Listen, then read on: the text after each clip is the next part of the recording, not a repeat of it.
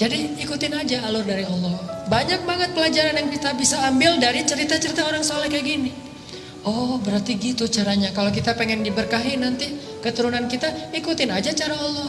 Dan Allah punya rahasia-rahasia surprise yang luar biasa dalam hidup kita. Kalau Allah udah berkehendak, kun, udah gak ada yang bisa mengubah.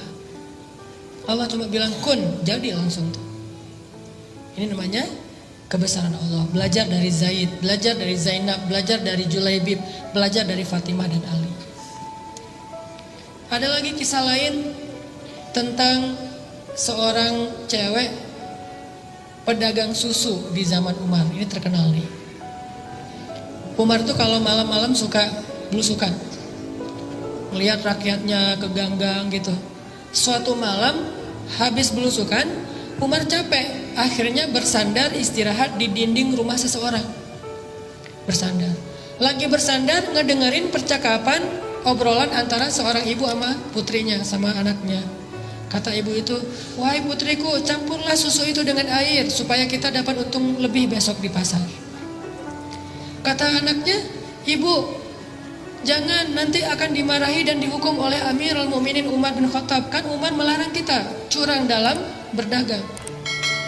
Kata ibunya, kan Umar gak mendengar, jadi kamu campur aja, gak ada Umar juga di sini. Padahal Umar gak sengaja qadarullah mendengar sambil istirahat.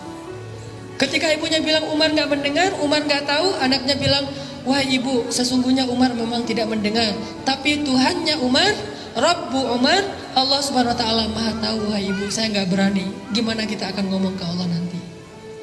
Ini perempuan soleha, memantaskan diri. Sehingga Umar langsung bilang ke asistennya, tandain rumah ini ya, RT berapa, RW berapa, tak kita datangin. Ditandain sama asistennya.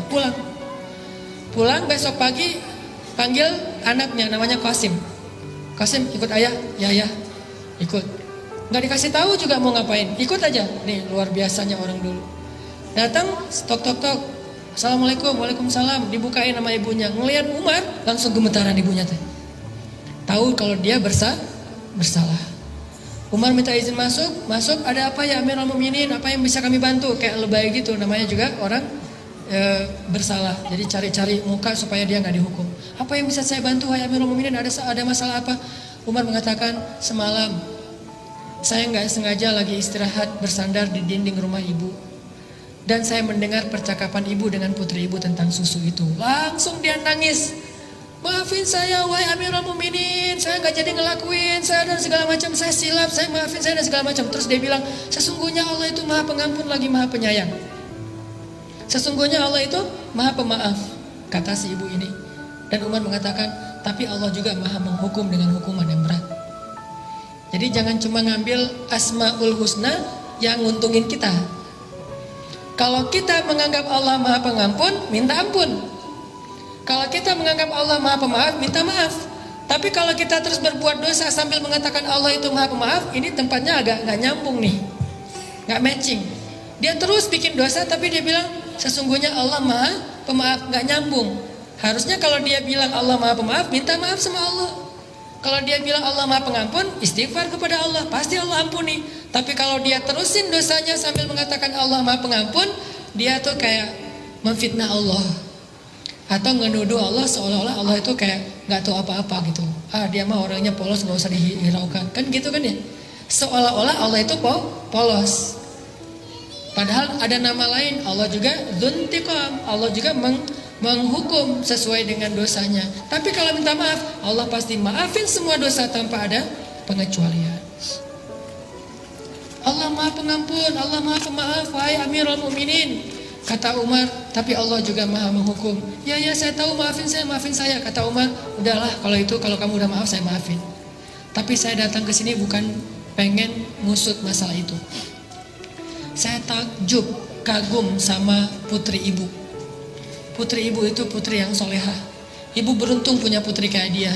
Dan saya akan sangat beruntung punya calon menantu seperti dia. Langsung ibu ini kaget, mau menikahkan putranya Umar dengan perempuan tersebut. Sehingga ibu ini langsung manggil putrinya, siapa gitu namanya, panggil, datang ke sini. Terus Umar bertanya, wahai putriku, saya ingin menikahkan putra saya kepada kamu jika kalian dua-duanya setuju.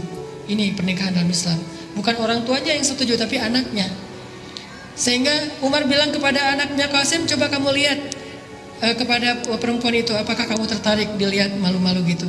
Dan dalam hadis Nabi, kalau kita pengen menikahi seorang perempuan, kita boleh melihat dia, kepoin Instagramnya, itu boleh. Makanya postingin di Instagram sesuatu yang boleh dilihat. Kan ada sahabat yang pengen nikah dengan seorang cewek tapi nggak pernah ngelihat ceweknya. Sehingga Nabi bertanya, kamu udah ngelihat orangnya? Belum ya Rasul. Ya udah lihat. Akhirnya kata dia, saya pun mencuri-curi pandang. Mencuri-curi pandang bahasa kita stalking. Akhirnya saya pun mencuri-curi pandang dari balik dinding, lihat, oh itu ceweknya. Udah lihat? Udah ya Rasul, gimana? Saya terima, ya udah nikah. Nih, Umar nyuruh anak laki-lakinya ngelihat ceweknya dulu. Jadi yang ditanya laki-lakinya dulu. Jangan perempuan dulu. Kalau perempuan udah setuju, tiba-tiba laki-laki nggak setuju, kasihan. Perempuan perasaannya lebih peka. Mending laki-lakinya ditolak daripada cewek yang ditolak. Ini etika Islam. Umar tanya ke anaknya, gimana? Saya terserah ayah. Oke, berarti ya. Baru tanya ke perempuannya, nah, gimana? Kamu mau nikah sama putra saya? Ibunya langsung motong. Wah, siapa yang gak mau? Insya Allah dia setuju ya amirul mukminin. Ibunya yang ngomong. Kata Umar, bukan kamu tapi anak kamu. Ibunya ini agak-agak ceplas-ceplos gitu ya. Oh iya ya, gimana? Kamu mau nggak? Mau kan? Mau kan? Gitu dipaksain anaknya. Anaknya nggak ngomong, diem aja. Terus ibunya komen lagi. Ibunya ini suka komen, asal ada postingan komen. Anaknya diem aja, ibunya yang komen. Tuh kan amirul mukminin, kata Nabi juga, diamnya seorang perempuan artinya setuju. Ya udah kalau gitu nikah. Dari pernikahan ini akhirnya lahir anak, lahir lagi anak. Anak dari mereka, cucu dari mereka kelak menjadi seorang khalifah, presiden paling sukses sepanjang sejarah yang bernama Umar bin Abdul Aziz. 2,5 tahun memerintah, mengubah orang miskin, sampai satu negara nggak ada lagi yang mau menerima zakat. Umar bin Abdul Aziz. Ini gara-gara model pernikahannya tuh, ta'arufan jadiannya itu luar biasa. Apa pelajarannya di sini? Ternyata kalau kita pengen dapat imam yang paling keren, pantaskan diri kita untuk mendampingi dia. Kalau kita pengen punya makmum yang solehah kayak Khadijah, pantaskan diri kita seperti Rasul untuk menjadi imam bagi dia. Gak mungkin seorang imam yang gak bisa baca Quran ngimamin makmum yang hafiz 30 juz. Ini agak-agak gak sesuai dengan fikih nih. Kalau kita pengen ngimamin orang-orang yang hafiz, kita hafalannya harus lebih banyak. Kalau kita pengen ngimamin seorang cewek yang solehah, yang taat, kita harus lebih soleh. Gitu juga cewek. Kalau mau diimamin oleh imam yang soleh, kita harus memantaskan diri biar kita gak banyak protes. Karena kalau kita gak pantas, imamnya udah jalan kemana, kita gak nyambung. Kok gini, kok gitu, kok gini, kok gitu. Makanya Allah gak mempertemukan kita. Daripada bertemu nanti malah rame. Kayak misalnya kita baru hijrah, jadi masih anak baru lah. Belum pro, hijrahnya masih amatiran, baru belajar. Sama kayak saya juga baru belajar, baru hijrah, belum terbiasa ke masjid, langsung ikut acara sholat tahajud 1 juz. Ini kan luar biasa ya. Nggak apa-apa sih, cuma nanti kita lihat aja hasilnya. Makanya saya sering cerita, saya pernah ngadain acara tahajud di satu masjid di Al-Latif di Bandung, 1 malam 1 juz. Yang jadi makmum tuh anak-anak yang baru hijrah luar biasa, tatoan, rambutnya gondrong, tapi sholat di rakaat di sof paling depan. Begitu saya takbir, baru baca beberapa ayat, udah pada nangis di belakang.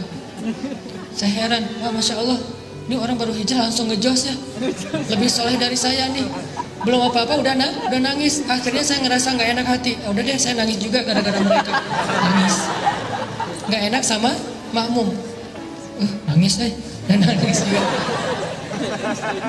Nangisnya luar biasa. Begitu selesai sholat saya tanya, kok kalian bisa gitu ya, sholat khusyuk banget sampai nangis-nangis segala. Ustadz, itu bukan khusyuk kata mereka. Ustadz bacanya kepanjangan. Ini nih kalau nggak nyambung makmum sama imam. Kenapa kok kita pengen punya imam yang sholat tapi belum datang juga? Karena mungkin kita belum menjadi seperti perempuan itu yang memantaskan diri buat dia. Kecuali kita pengennya yang biasa-biasa aja, besok juga bakalan datang. Karena kita pengennya terlalu tinggi, idealis, keren, berarti kita juga harus minimal mendekati. Saddidu wa qaribu, kata Nabi. Persiskan diri kalian, pantaskan diri kalian, atau minimal dekati sesuatu yang baik itu. Baru nanti dia datang. Jadi kalau pengen mempercepat kedatangan imam yang idaman itu, maka ayo kita akselerasi, memperbaiki diri sampai kita pantas bagi dia. Kalau pengen cepat bisa diterima lamarannya oleh seorang cewek yang idaman banget, maka pantaskan diri kita untuk ngimamin dia. Itu pesan dari adegan antara Umar dengan perempuan penjual susu. Ini cerita-cerita orang yang luar biasa. Cerita-cerita kayak gini tuh terjadi dan banyak hikmahnya. Kita belajar dari mereka.